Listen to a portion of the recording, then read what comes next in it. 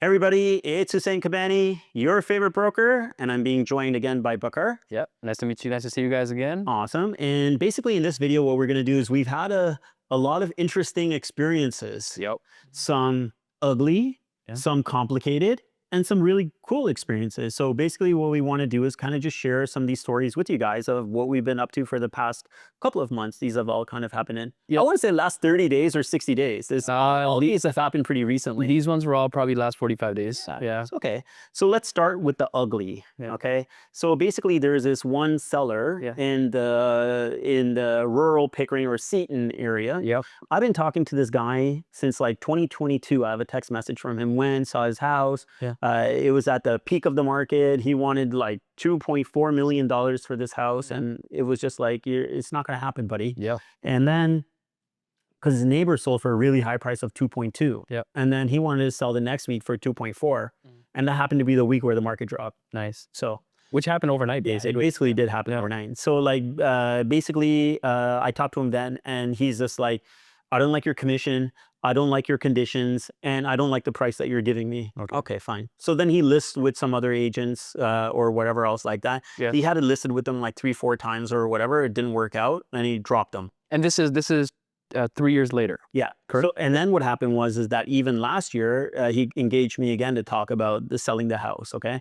And this time he's moved out of the area, out of the country. It's vacant at this point. He still didn't like what I had to say about the property. Okay. So then he ended up renting it out, or like putting it up for rent. Yeah. And then he had it up for rent for a while. And then he kind of just got chickened out about having it rented out because it's a big house. I'm not in the country. Like, I don't think this is a good idea. Yeah. And then he talked to me again about selling the place. And then I told him, I said, listen, I think we could get $1.65 million for this property. And he's like, no, we need to get at least $1.8 million. I said, it's not happening, right? Yep. Just based on the market comps, I showed him everything. It's not 2022 anymore. Exactly. And, you know, it's not going to happen. It's 1650. And these are the commissions and the terms and everything else like that. Overall, he's just like, I don't like your terms and I don't like the price that you're giving me. So then he listed it again with somebody else, a different person, different agent. And that agent had it on the market. They went high on the price and they went low on the price and they went back high on the price. And then eventually the listing came off of the market. Which is pretty common nowadays. Like sidebar, like I go out with clients like multiple times a week, and we're always looking at the history of a listing, and the amount of listings that I see that listed at 800K, listed at 900K, listed at 1 million, then back down to 800, back up to 1 million. Like, agents don't know what's going on right now. They're just throwing out numbers and hoping that something works out. You know what? To me, it's a little bit sloppy too, because it's running a CMA is not that difficult. And if you have a realistic expectation of what you're going to get for your house, are the houses that we want to end up listing, right? Yeah. And we won't touch the stuff that we really can't get. There's two issues with taking something that you can't sell, right? One thing is that I think I'm letting the client down that I'm signing up. I'm giving false hope. Yep. And then I'm ruining that relationship with that person at the same time because I told them something that I can't do, and that's not possible.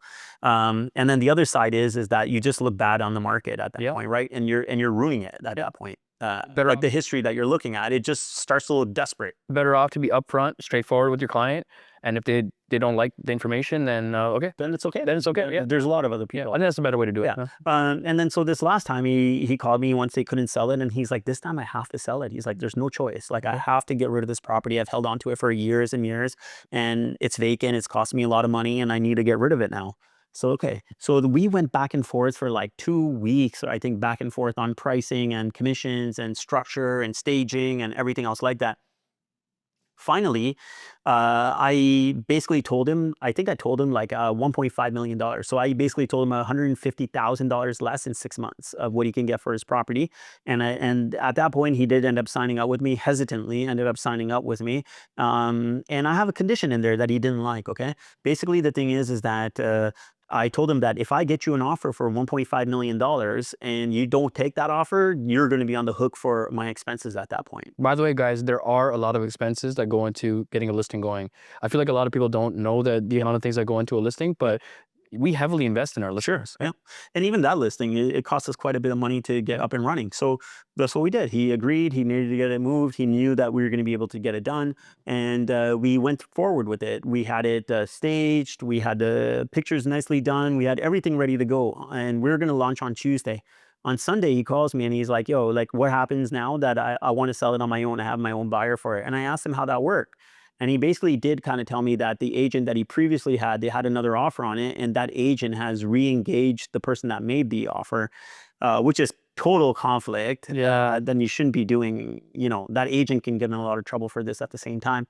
And basically he asked me what his out was going to be, and I was like, dude, you got to pay for all my expenses at that point or whatever.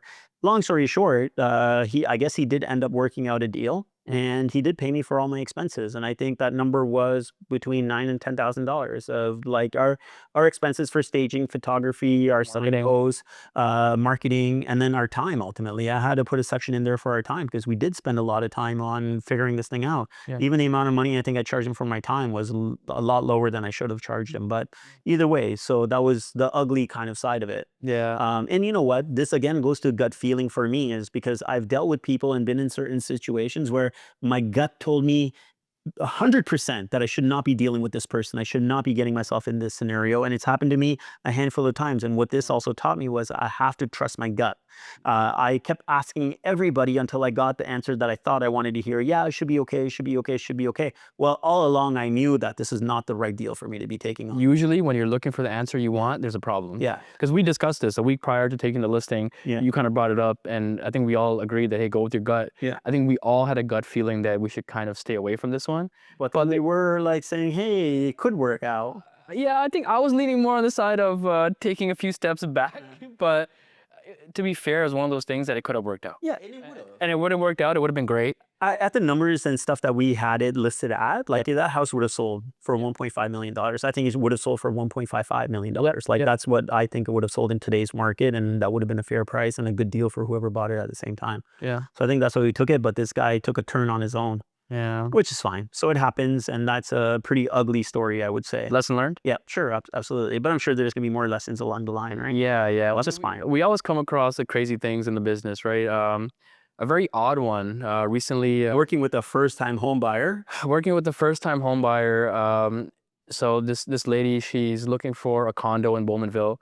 We looked in Oshawa, we looked in Clarington, we looked in Bowmanville, we looked in Scarborough briefly as well. Found a great unit in Bowmanville. Spacious, priced well.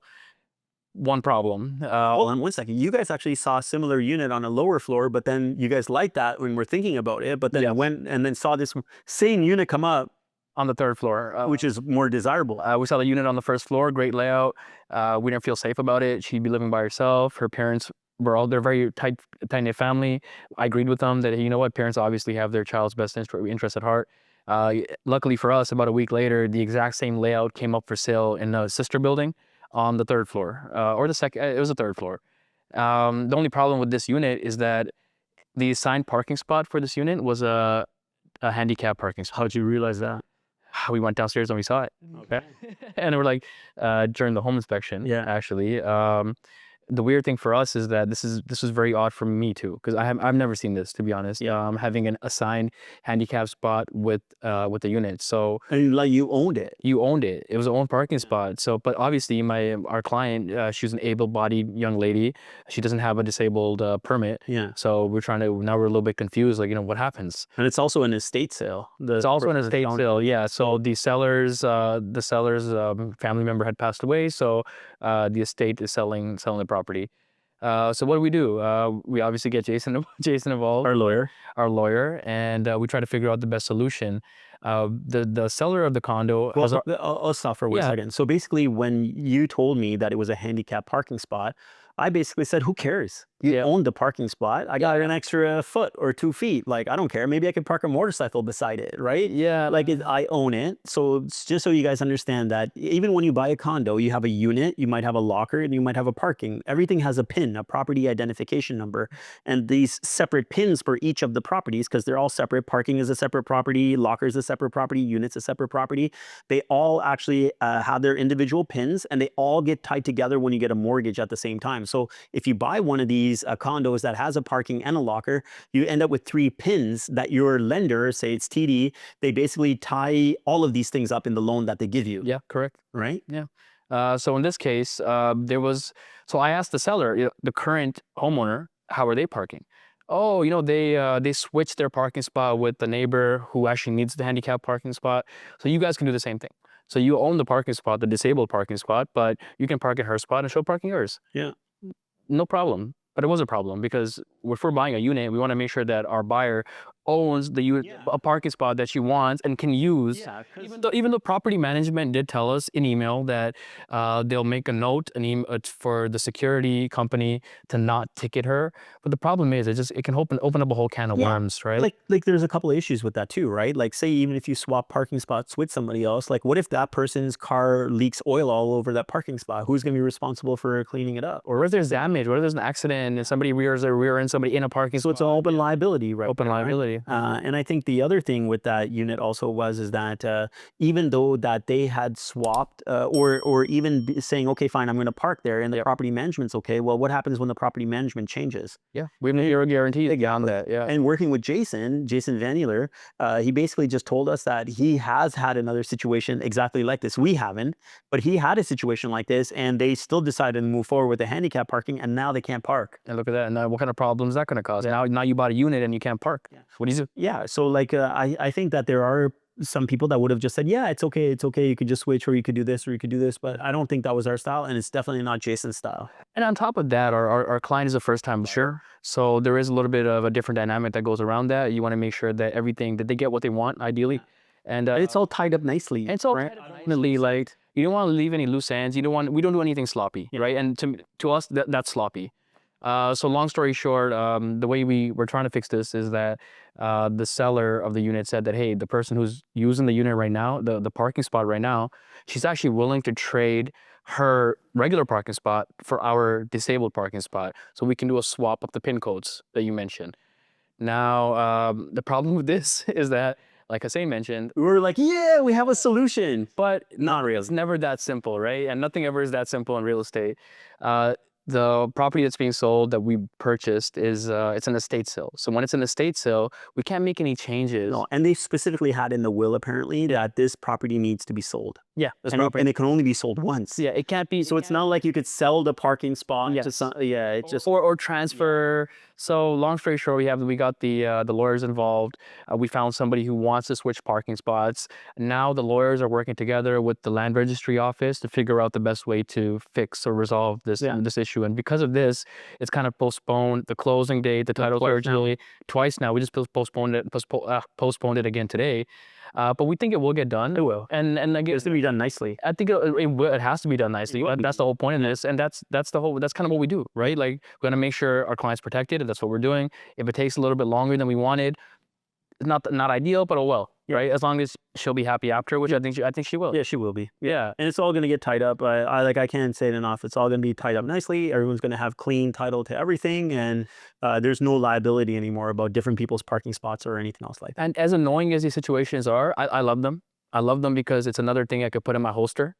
More ammo, because as we move on and continue in the business, just something else that we have experience on, and something we'll know exactly what to do with next time, for sure, if we ever come across it. Yeah, and you know what, like it reminds us again too, is like, hey, when we go for showing, we went for a second showing, we're gonna go now and we're gonna look at everything on the second showing. We're gonna say, yo, which is a parking spot exactly, or send me a picture of the parking spot, send me a picture of the locker. Like, we're gonna look at more, right? Like, so now even in this experience, it added a few more lines to our process of saying, hey, like, we got to verify this, verify this, right? Just so we know going in, because this was something that we kind of found out while we were in mid-transaction trying to sort things out. Yes.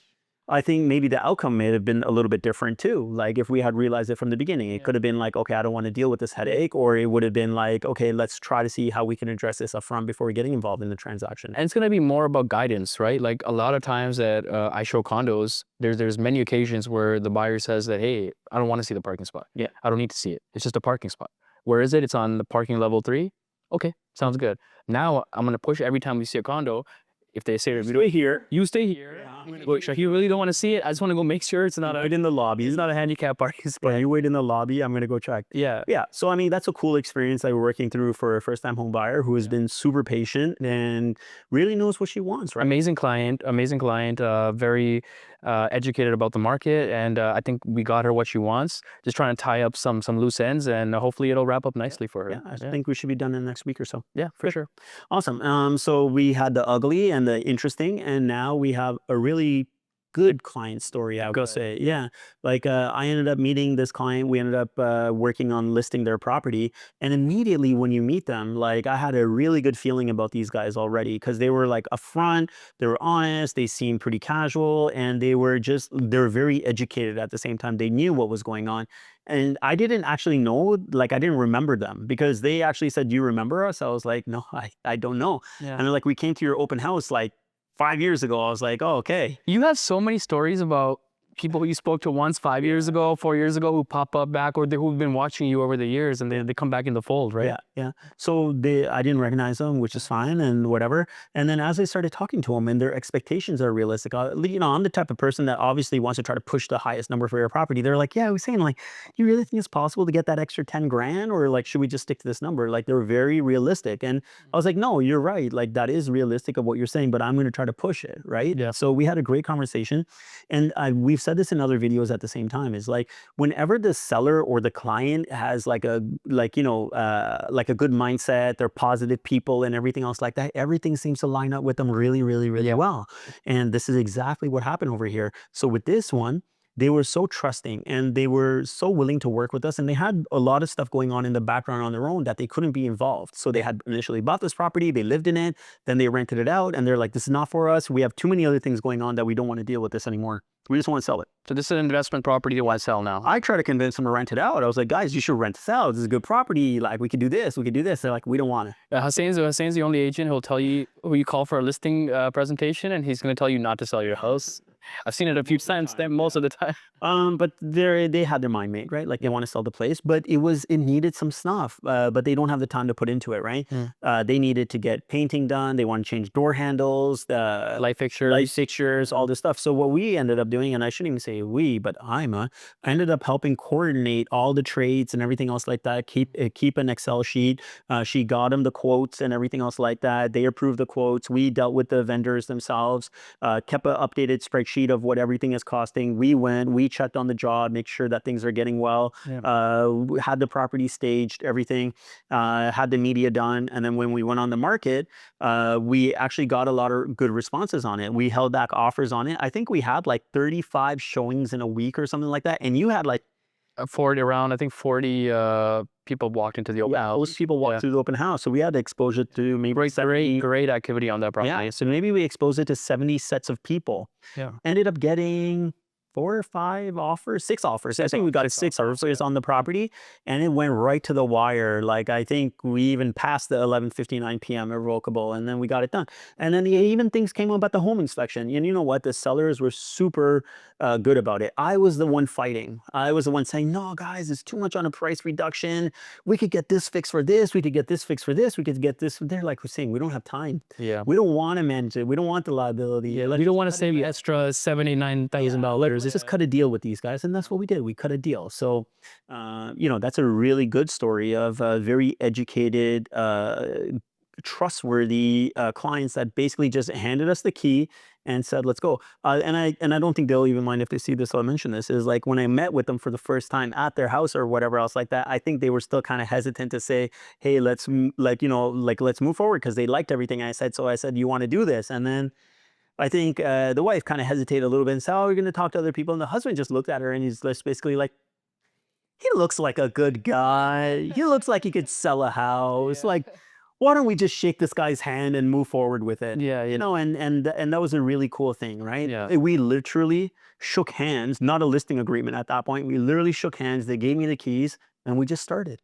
Good people, good mindset, and things got done. And it got done exactly the way that they wanted it to be done, and it followed our process. Like they got the result that they wanted, and even in between, like we patched them in with Vern because they had to do some things with them and whatever else like that. Like try to sort out some situations. I think Vern also gave them some really good advice on how to do something that would save them a few bucks at the same time. So there was some value added in there from that side as well. I mean, we talk about that side all the time. Like when it comes to the people we have within arm's reach, top notch, right? I think we have a lot of good people. I'm sure there's a lot of good people that we're still going to meet, but I think that the people that we work with are really, really ethical and very, very, very knowledgeable. Very knowledgeable. And I like working with the people that are not after getting every dollar out of every person. Do you know what I mean? Sometimes it's about providing knowledge, providing the service, and just saying, hey, it is what it is. Like, you know, even I talk about Varian, but Varian so many times has jumped on the phone call and given a second opinion to a client because I'm like, hey guys, like I think you should just talk to him. And I tell Varian too at the same time, is like, you don't have to work, like, you know, they may not work with you, but just help him out, give him advice or whatever else. And he's always open to doing that for us, right? And our clients actually go back to him and get a second opinion, whether they end up working with him or not working with them. It's another resource that we actually have, and we encourage people to use it. I tell the clients, don't use them. Don't use them. You have your guy. I don't want to step on anyone, so don't use them.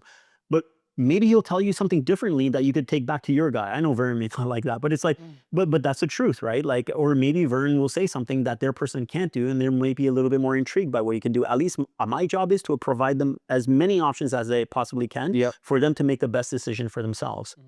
So yeah, I think that we've had a lot of cool stories, and obviously we have a lot of good contacts on how we're running our business right now. Yeah, man, probably more cool stories coming up. The year's not done yet. Yeah. We have a lot going on at the moment. So before you know it, we'll have a story. Nice. We're in the third quarter of 2025, and we have another 9 deals to go. 9 deals to go. 9 deals to go still. So I'm sure there will be some stuff that happens with those 9 deals. For sure. Hopefully they're all good stories next time we do this. They're not going to be like... No bad, no ugly, just good. Just good. Yeah. And that's what we're trying to attract. Yeah, 100%. Awesome. Guys, like I know a bunch of you guys watch this YouTube channel and have your own experiences in real estate.